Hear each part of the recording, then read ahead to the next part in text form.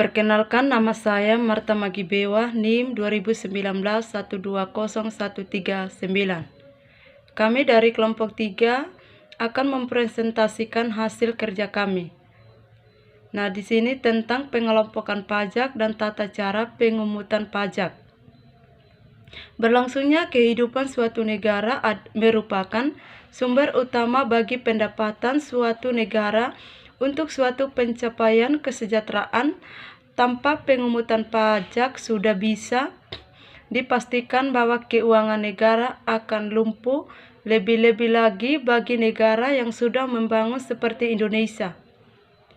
Banyak negara termasuk Indonesia mengandalkan penerimaan pajak sebagai sumber penerimaan negara utama. Ada hal terpenting yang menjadi tujuan dari kedua undang-undang. Yang pertama, mempertanggungjawab lebih bersifat horizontal dan pada vertikal melalui peningkatan peran DPRD Dewan Perwakilan Rakyat Daerah. 2. Pengaturan yang lebih jelas mengenai alokasi dana dari pusat ke daerah. Ketiga, kewenangan pengelompokan keuangan diberikan secara utuh kepada daerah dengan mengedepankan pada asas partisipasi, transparansi, dan diakutabilitas.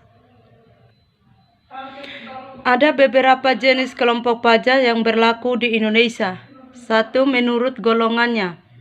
Pajak langsung yaitu pajak yang harus dipikul sendiri oleh wajib pajak dan tidak dapat dibebankan atau dilimpahkan kepada orang lain.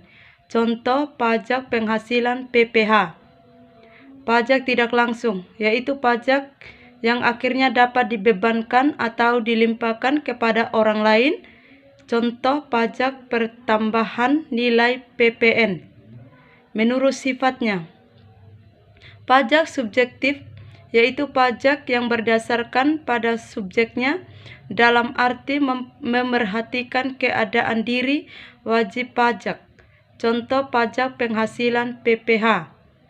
Pajak objektif yaitu pajak yang berdasar pada objeknya tanpa memerhatikan keadaan diri wajib pajak. Contoh pajak pertambahan nilai PPN dan pajak penjualan atas barang mewah PPNBM.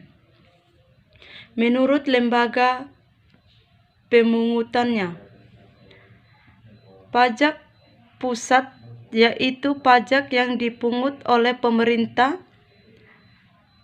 pusat dan digunakan untuk membiayai rumah tangga negara.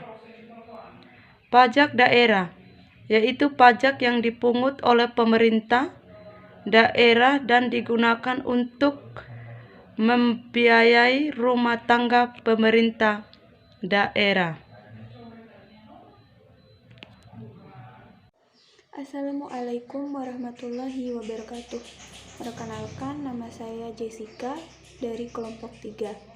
Di sini saya akan melanjutkan penjelasan dari teman saya yang berkaitan dengan pajak. Saya akan menjelaskan tentang poin tata cara pemungutan pajak, di mana pemungutan pajak sendiri merupakan perwujudan dari pengabdian dan peran serta wajib pajak untuk secara langsung dan bersama-sama dalam melaksanakan kewajiban, di mana dalam mewujudkan pembiayaan negara dan pembangunan nasional. Cara pemungutan pajak sendiri terdiri dari dua bagian. Yang pertama, asas pemungutan pajak, dan yang kedua, sistem pemungutan pajak. Di mana asas pemungutan pajak terdiri dari asas domisili, asas sumber, dan asas kebangsaan.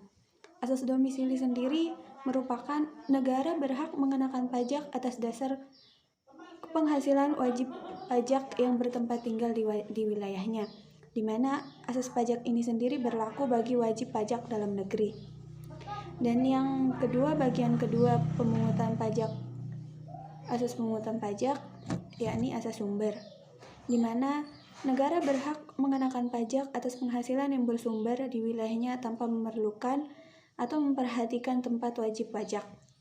Dan yang ketiga, asas kebangsaan, di mana dasar pengenaan pajak dihubungkan dengan kebangsaan atau negara wajib pajak, di mana asas ini berlaku bagi wajib pajak luar negeri.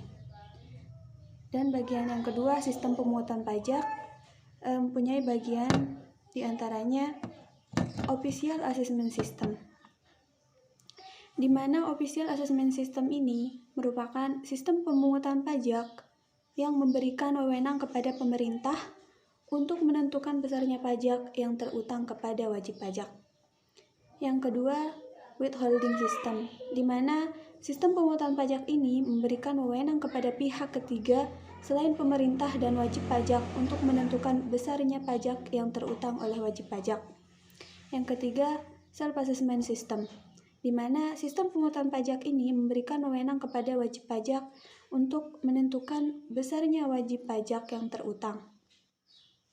Mungkin hanya ini yang bisa saya sampaikan. Sekian dan terima kasih.